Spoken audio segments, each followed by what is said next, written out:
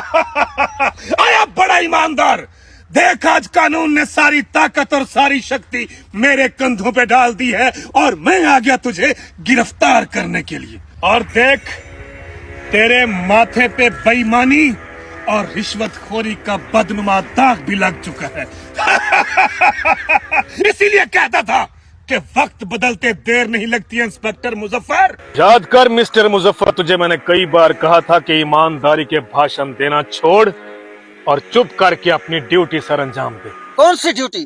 जिसे तुम ड्यूटी कहते हो दरअसल तुम दलाली करते हो। साला पूरा सिस्टम ही करप्ट है।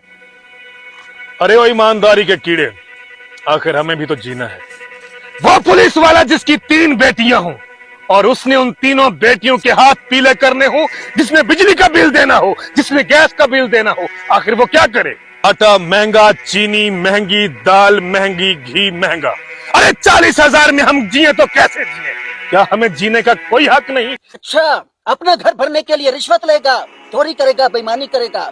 साला फोर्स ज्वाइन करते वक्त पता नहीं था कि 40,000 रुपए तनख्वाह मिलता है। सार से तमीज से बात कर। साला जंगल का कानून है। पुलिस से बचना है तो गुंडों के पास जाओ, गुंडों से बचना है तो पुलिस के पास जाओ, दोनों से बचना है तो पॉलिटिशियन के पास जाओ, क्योंकि इन दोनों की डोरी उसके हाथ में है।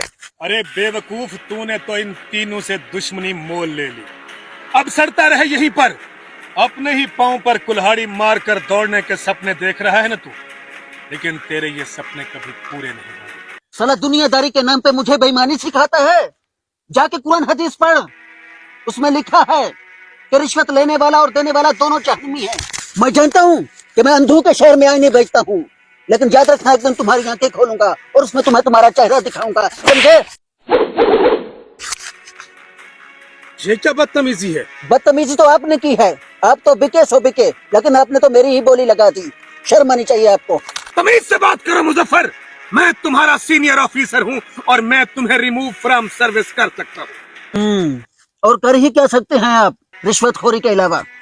अरे अगर यही सब कुछ करना था तो क्या जरूरत थी पढ़ने लिखने की, ऑफिसर बनने की, ताकि जो मुल्क ने इख्तियारात तुम्हें दिए हैं तुम उसका सौदा कर सको। तुम मेरे सामने मेरी तौहीन कर रहे हो, लेकिन इसका नतीजा अच्छा नहीं निकलेगा मिस्टर मुजफ्फर। अच्छे और बुरे की तमीज है आपको? हजारों गरीबों की रोजी रोटी तंग करके अपना घर भरना चाहते हो तुम। ये टीवी, फ्रिज, इंपोर्टेड गाड़ियाँ, आपको क्या लगता है इनसे घर बनता है? अरे घर जाकर अपने बीवी बच्चों के चेहरे देखना, उनसे घर बनता है। आपको क्या लगता है इन चीजों से आप उन्हें सुख दे रहे हो? वो इन चीजों के बिना नहीं रह सकते जो आप अपना ईमान बेचकर उनके लिए ला रहे हो। क्या बिगाड़ा है उन लोगों ने आपका? आज जाकर अपने बच्चों से पूछना कि वो बेईमानी की रोटी चाहते हैं या एक ईमानदार बाप। अरे तू कभी नहीं